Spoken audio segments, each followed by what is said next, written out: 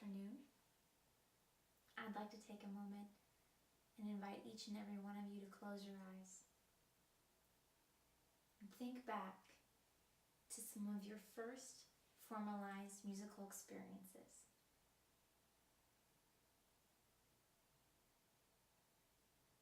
Maybe it was an elementary school general music classroom.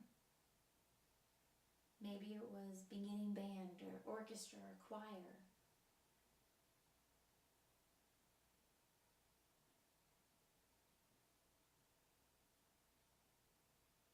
When music learning was first presented to you, what format was it? Did you dance and sing? Were you given books to begin learning the processes of music? All right, now open your eyes.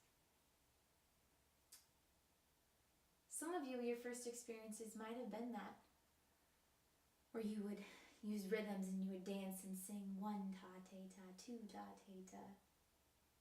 Maybe it was beginning band, and you were sitting in your chair and you learned how to put together your clarinet, and then Standards of Excellence book sat on your stand, and your teacher began to teach you about quarter notes, and then you and your ensemble would begin to look at the music and say, this is a quarter note, and this is a B flat, and this is what it looks like, and you began to play quarter notes that way. We all have varied beginnings and origins. But for some of the methods that are out there today that are very familiar with music educators, we hear names like Dalcroze, and Kodai, and Suzuki, and they draw out meaning for us. We understand how they begin and how they're teaching. And the connecting piece that for all of these different methods is a principle that we think about is sound before sign, that we teach children primarily, but beginning musicians as well, how to experience sounds before we give them notes and say, here you go, here's music, this is how it works. I believe that music is more than notes on a score.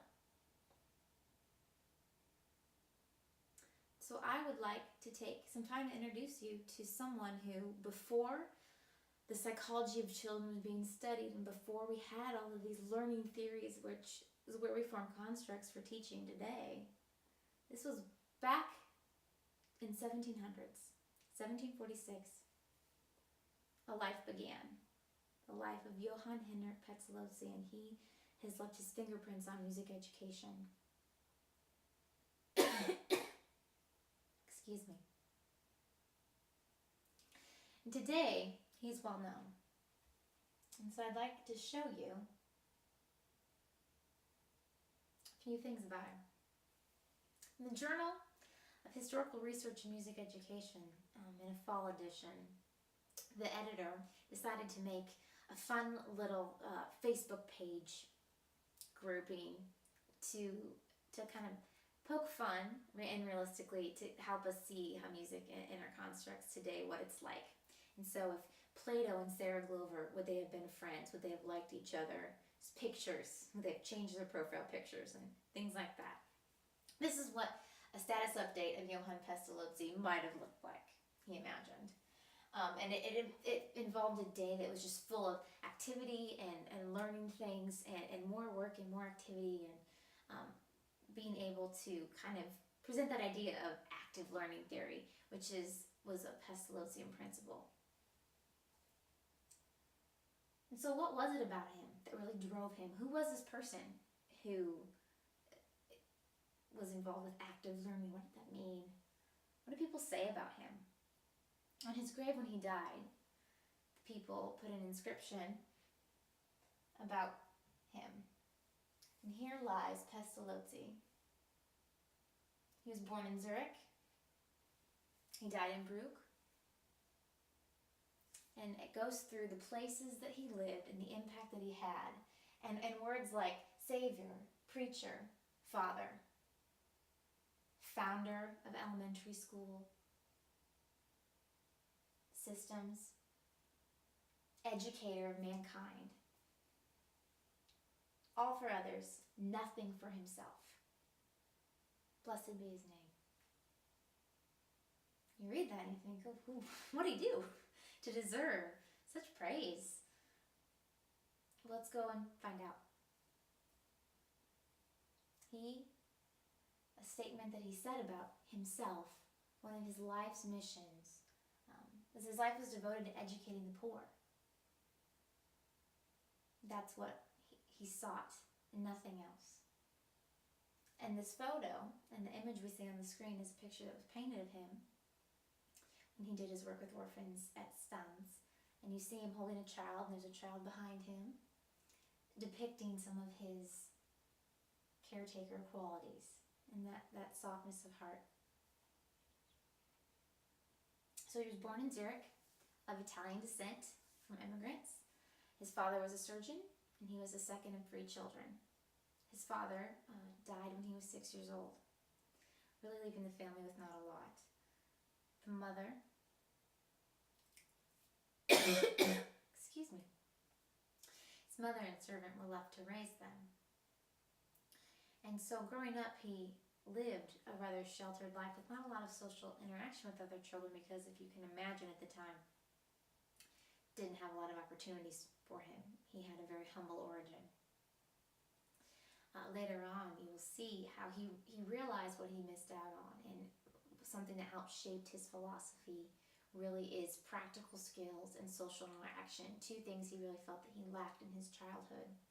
But as he grew up, he did go to college, and he was a member of the Helvetica Society there, and they moralized and philosophized things, and he gained friends and social interaction. He was eventually married and moved to a farm to begin a new career in domestic education. He wanted to help people and educate really the poor. He always had a heart, was active for that, and it can be said that was brought from his grandfather was a minister, and he would walk through the village and see the needs of the people there, and really had compassion on that. Well, when he was there, his son was born, his only son, and it is said that his interactions with his son is really how he started to begin to form, to see how maybe children saw the world, and how do we teach them, and how do we really help them grow and learn what are they like. And even though eventually the farm operation only lasted for a few years and ultimately failed of just running out of money and resources, he did gain a lot of experience from that.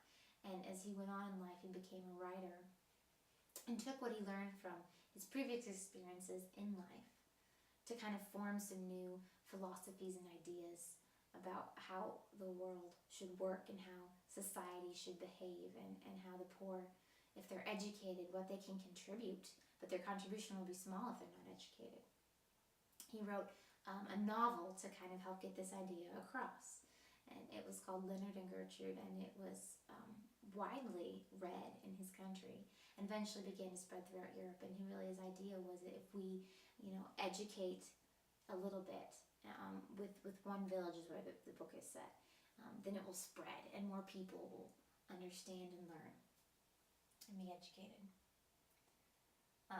During that time, he actually became a political activist and fought for the rights of the people.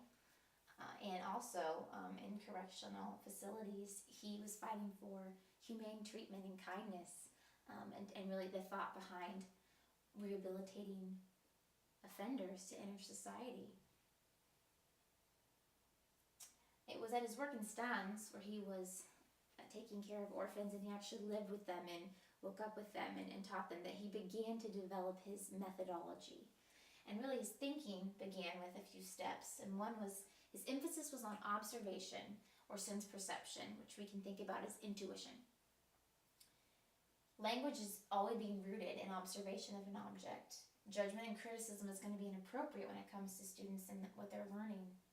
And teaching should begin with the simplest elements and proceed gradually according to the development of the child in a psychologically connected order, which is a term that has been shaped a little bit differently as he originally would have wrote it differently. These are terms that have been modernized for our language. that enough time should be directed to the lesson to allow mastery. So you teach one thing at a time, beginning with the small structure, so that you can understand the bigger concept of there that we are continually developing. And our understanding, it's not just simple dogmatism in one step, but that the mind develops and your intelligence develops over time.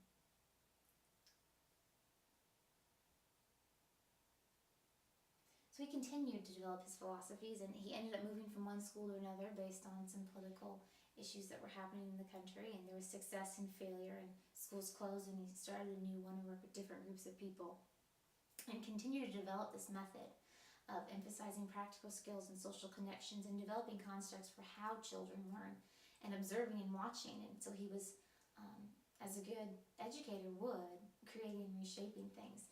Over this time now, he's beginning to develop connections with people, and some of those earlier connections from his life in college began to really be a benefit to him as his fame kind of spread throughout the country. Maybe more knowledge of him than fame. But eventually, when he opens his school in Everden in 1805, he went from focusing elementary school children to moving up to secondary and even forming a teacher certificate program. Now, his colleagues were a great deal of help to him in this as well, so he didn't do it alone. At this time, leaders, government leaders, other educators from around the continent of Europe and even from the New World at the time, so America, they came over to learn from him because they were curious. This challenged so many of the constructs that were originally set in form that people knew about with education. And they wanted, it was